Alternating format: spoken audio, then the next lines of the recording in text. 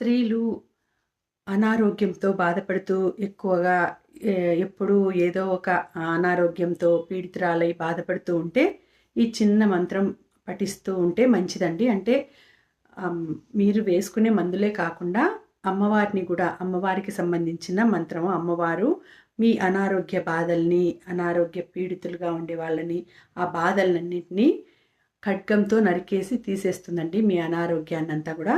మీరు అప్పుడు ఆరోగ్యవంతులవుతారు. ఆ మంత్రం ఏంటంటే ఓం మం మహాదేవీభ్యాం నమః. ఓం మం మహాదేవీభ్యాం నమః.